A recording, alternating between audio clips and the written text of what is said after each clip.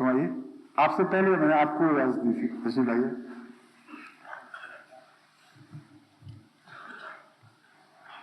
حضور مجھے صرف اتنا معلوم کرنا ہے جی کہ یہ جو قرآن کریم میں ذکر ہے کہ پاک ہے وہ رب جس نے سیر کرائی مسجد اقصی تک, کیا مسجد اقصی تک لے گیا اپنے بندے بالکل کو. ٹھیک ہے. تو اس میں سبحان اللہ اسرا بعبدہ, جی ٹھیک ہے. وہ رات کے رات مسجد اقصی تک اپنے بندے کو لے گیا. جی تو اس سے کیا قادیان مراد نہیں ہے, یا قادیان کی مسجد اقصی مراد نہیں ہے؟ اقصی سے نہ قادیان کی مسجد مراد ہے, نہ کوئی اور مسجد اس دنیا پر مراد ہے. اس کا ثبوت یہ ہے کہ مسجد اقصی جس کو جو آج مسلمانوں میں معروف ہے وہ تو بنی نہیں تھی اس وقت. وہاں تو ہیکل سلیمانی ہوا کرتا تھا, اس کے کھنڈر تھے اور اس پر گند پڑا ہوا تھا سارا, اور شہر کا فضلہ اور گند وہاں پھینکا جاتا تھا, ڈمپ ہاؤس تھا. تو نعوذ باللہ اس غلیظ جگہ پہ رسول اللہ صلی اللہ علیہ وسلم کو خدا لے کے گیا تھا جہاں مسجد اقصی بنی نہیں ہوئی تھی بلکہ گندگی کا ڈھیر تھا. اس لیے جسمانی طور پر, ظاہری طور پر مسجد اقصی کا معنی کرنا بالکل غلط اور قرآنی واضح نص کے خلاف ہے. مسجد اقصی تو غالباً مالک نے, مروان بن مالک یا مالک کے زمانے میں, وہ مروان تھا جس کے زمانے میں یہ بنائی گئی ہے.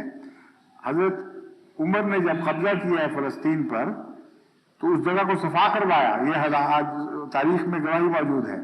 مسجد کہاں تھی؟ اب بتائیے اقصی مسجد سے مراد کیا ہو سکتی ہے؟ دوسرا زیر غور معاملہ یہ ہے کہ وہ مسجد جس میں سارے انبیاء سما گئے جنہوں نے نماز پڑھی رسول اللہ صلی اللہ علیہ وسلم کے پیچھے, وہ ظاہری طور پر کتنی بڑی تھی؟ 1,24,000 انبیاء نے آپ کے پیچھے نماز پڑھی ہے وہاں. اور مسجد اقصی جتنی بھی وسیع کرنے, آج بھی اس میں 1,24,000 آدمی نہیں سما سکتا. اور پیچھے نماز پڑھنا روحوں کا جسموں کی طرح, یہ ویسے ہی عقل کے خلاف ہے.